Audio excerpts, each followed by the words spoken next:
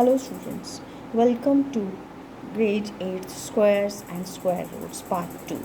Today we are going to learn how to find out square of a number without actually multiplying them. You have already learned in grade 7th two formulae, that is two identities, a plus b whole square is equal to a square plus b square plus 2ab.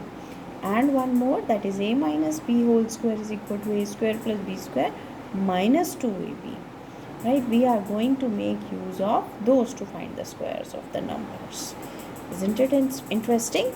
See, 23 square can be written as 20 plus 3 whole square, which is equal to 20 plus 3 into 20 plus 3, which means 20 will be multiplied with this bracket and then plus 3, it will again be multiplied with this bracket.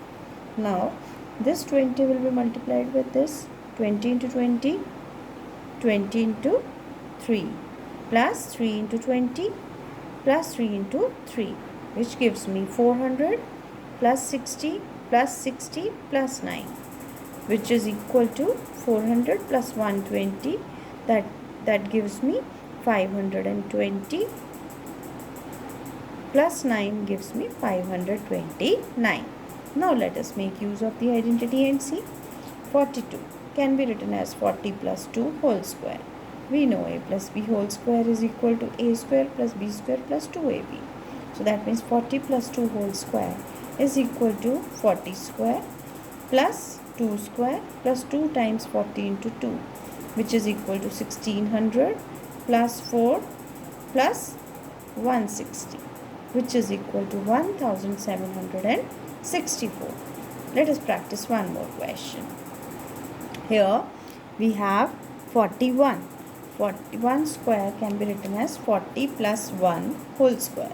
We know a plus b whole square is equal to a square plus b square plus 2ab.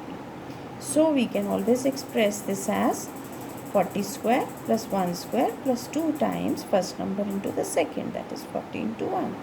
This gives me 1600 plus 1 plus 80, which is equal to 1681. Let's try one more question. D part. That is 49 square is equal to 50 minus 1 whole square. Now we know a minus b whole square is equal to a square plus b square minus 2ab. Therefore, 49 square can be written as 50 minus 1 whole square is equal to 50 square plus 1 square minus 2 times 50 into 1. This is equal to 2500 plus 1 minus 100, that means 20.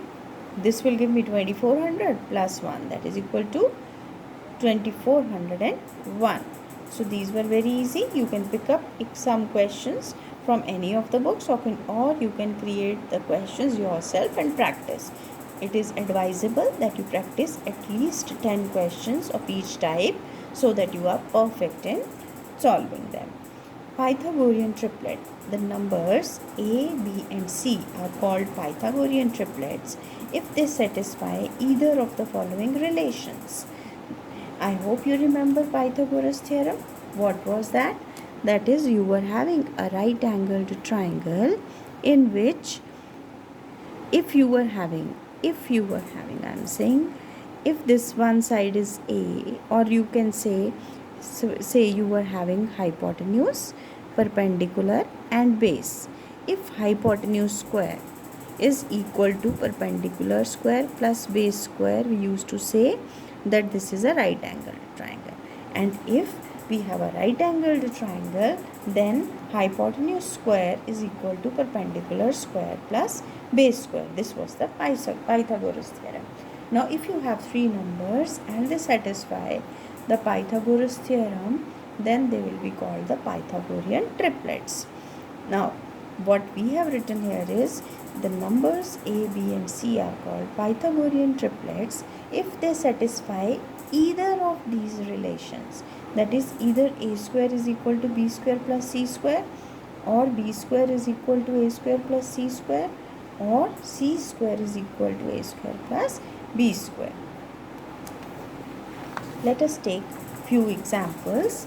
That is, in general, we can also say that if you have three numbers 2m, m square minus 1 and m square plus 1, they will form a Pythagorean triplet. Why? Because they will satisfy this Pythagoras theorem. That is, 2m square plus m square minus 1 whole square is equal to m square plus 1 whole square. Let's see how. You take square of this, you will get 4m square, plus when you apply a minus b whole square here, you will get m raised to the power 4 plus 1 minus 2m square, and here this will be equal to m raised to the power 4 plus 1 plus 2m square. M raised to power 4 and m raised to power 4 get cancelled, 1 and 1 they get cancelled, and then here you have 4m square minus 2m square. So in left hand side I have 2m square, and in right hand side already I have 2m square.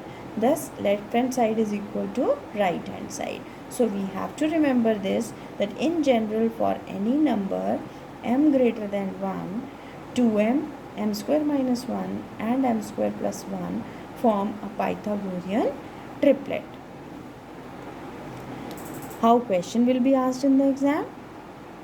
Let's see. If 16 is one of the members of Pythagorean triplet, then find the other two members. Now, let us take this number as 2m, because it is even. You can always take it as 2m. And this implies m is equal to 8.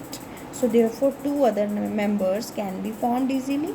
M square minus 1 will be 8 square minus 1, which is equal to 64 minus 1. That is equal to 63. And m square plus 1 will be 8 square plus 1, which is equal to 64 plus 1. That is equal to 65. Therefore, 16, 63 and 65 form a Pythagorean triplet. For practice, let's take one more example and then we end this video. Here, if 18 is one member of a Pythagorean triplet, then find the other two members. Now 18 can be taken as 2m, so m will be equal to 9. So m square minus 1 will be equal to 81 minus 1, which is equal to 80, and m square plus 1 would be equal to 81 plus 1, that is equal to 82. Hence 9, 80 and 82, they form a Pythagorean triplet. Clear? Now what is the task? The task is that whatever we have discussed till now you will be in a position to solve exercise 6.2 of NCERT, and 6.1 is very easy. Whatever we have discussed, that will help you, plus there are some patterns which you can easily do yourself, and it's a very enjoyable topic. Thank you.